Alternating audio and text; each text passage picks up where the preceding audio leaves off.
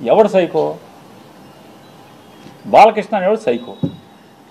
ఎందుకు సైకో?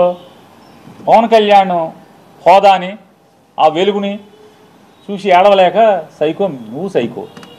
ఎవడికి సైకో? మాకేం సైకో? ఏం చేశాడు సైకో? సిగ్గు లేకుండా నేను కలవలేదని చెప్తావా?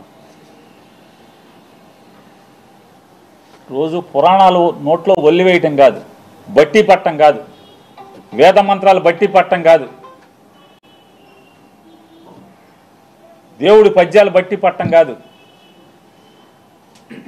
నాలుక మీద పురాణాలు, ఉపనిషత్తులు,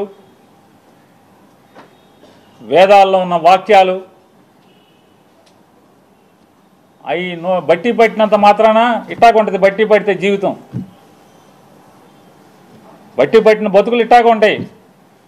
పేరుకేమో బయట మామూలుగా మైకూర్చుకుంటేనేమో వేదాలు, ఉపనిషత్తులు అవి మాట్లాడటం ఆ ఊ అని చెప్పని.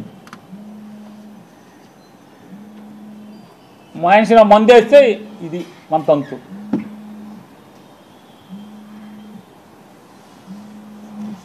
కామినేని శ్రీనివాస్ చిరంజీవిని పొగుడుతున్నాడు. ఆకాశానికి చెబుతున్నాడు చిరంజీవిని.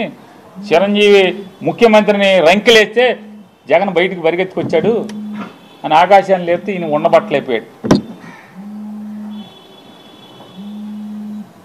లేచిపోయి వెంటనే కామినేని శ్రీనివాస్ గారు సైకో